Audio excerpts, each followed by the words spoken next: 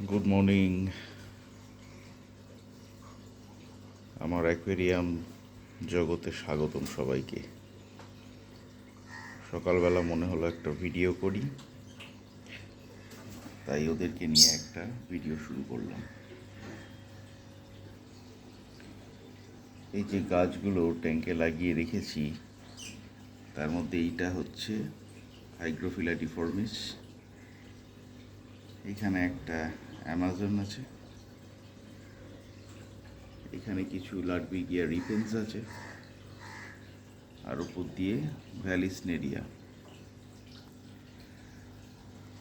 এই গাছটা আমি রিসেন্টলি একটা শ্রিম্প কেনার সময় পেয়েছিলাম। যদি আপনারা কেউ জানেন এই গাছটার কি নাম, আমাকে একটু কমেন্টসে জানাবেন, আমি জানি না।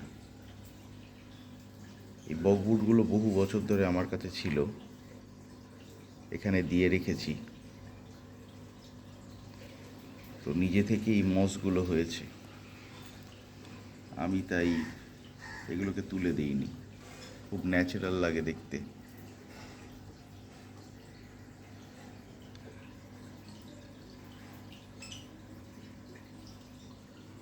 কালার উইডো অনেকের পছন্দ, অনেকের পছন্দ না, কিন্তু আমি এইগুলো একসঙ্গে কিনেছিলাম, পরে এখনও সরাইনি এখান থেকে। পরবর্তীকালে দেখা যাক কি করা যায়। এইখানে যে মসগুলো হয়ে আছে, আমি এইখানে একটা মস আরও লাগিয়েছি, একটা ক্রিসমাস মস, যেটা আপনি যদি দেখেন ঠিক এই জায়গাটায় রয়েছে মসটার। তো সেইটা কতটা এখন গ্রো করছে না হলে বুঝতে পারবো না। এই কিছুটা বকগুলো ওপরে রয়েছে, যেটাতে আরও মস রয়েছে।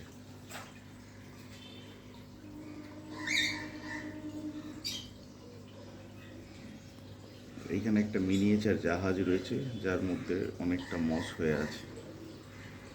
কিছু ক্যাটফিশ আছে এখানে, যেমন এখানে একটা ব্রোঞ্জ করি আছে, এটা প্যান্ডা করি, আর এটা একটা জুলি আছে। এদেরকে ওই কার্নাল স্টিক্স খেতে দিই।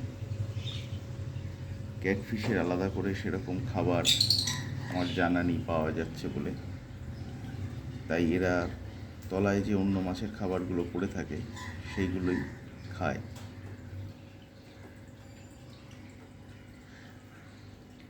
আমার এখানে 5টা কালারের উইডো টেট্রা আছে। একটাই fluorescent green, fluorescent pink, violet, পেছন দিকে একটা ইয়েলো আছে, আর ন্যাচারাল কালার যেটা সাধারণ উইডোর যেটা অরিজিনাল কালার হয় ব্ল্যাক, সেইটা আছে। এরপরে অন্য যদি কালার ভ্যারাইটি পাই, আমি সেগুলো কালেকশন করার ইচ্ছা আছে। আজকের ভিডিও এই অবধি। জানাবেন এই অ্যাকোয়ারিয়ামটা কেমন লাগলো, না ভালো লাগলেও কমেন্টসে জানাবেন, আমি কিভাবে ইমপ্রুভ করতে পারি। Thank you.